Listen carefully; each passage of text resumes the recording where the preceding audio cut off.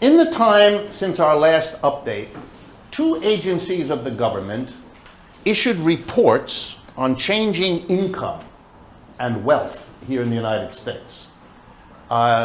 Typically in 1 month, we don't even have 1 report. We had 2. One of them was produced by the Congressional Budget Office, CBO,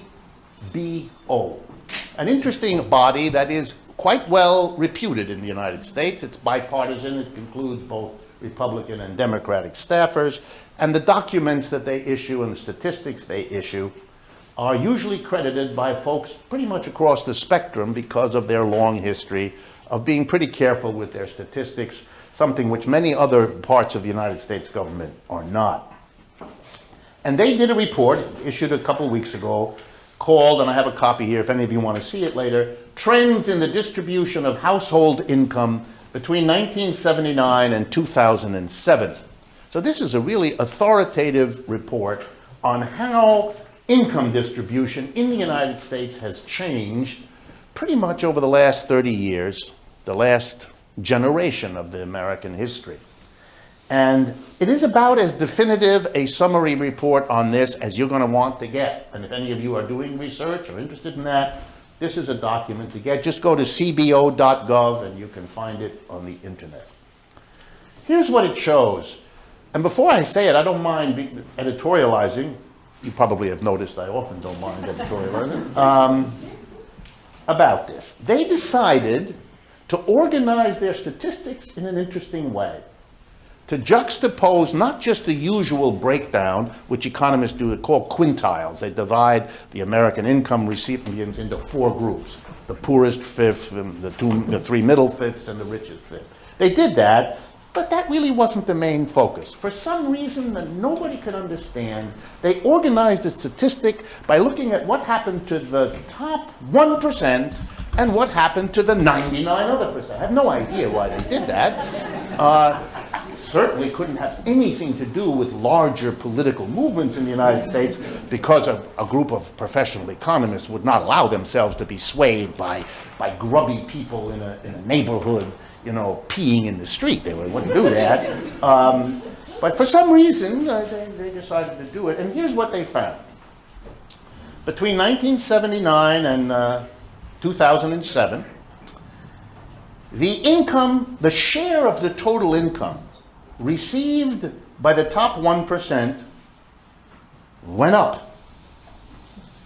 And the share of income received by the 99 remaining went down, which, if you think about it, is a necessary implication. What's really interesting is that the top 1% doubled their share of income, roughly from 10% to 20% of the total income earned in the United States. That's impressive. And all the other people shared the reduction of the 10% that all the other people had to. And what was particularly interesting is that the people at the bottom, they didn't suffer much, they didn't lose much, because they don't get hardly anything anyway. So the people at the bottom didn't lose. And if you come and look at the bar graphs, the big reductions are in the middle.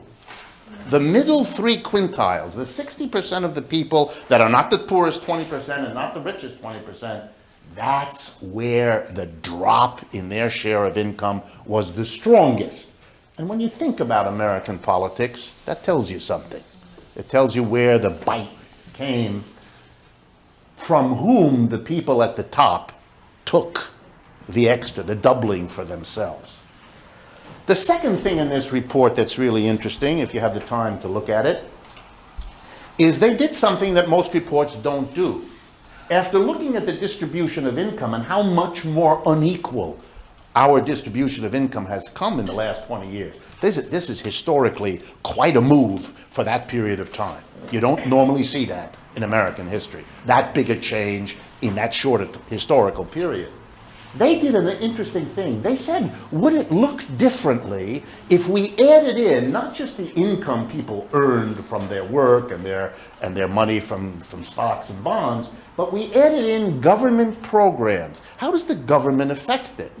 Because the government taxes people differentially, and it makes what are called transfer payments. The government gives people income separately from what they earn. So it factored all of that in to see whether the claim that the government redistributes income and that it does so from rich to poor is the case.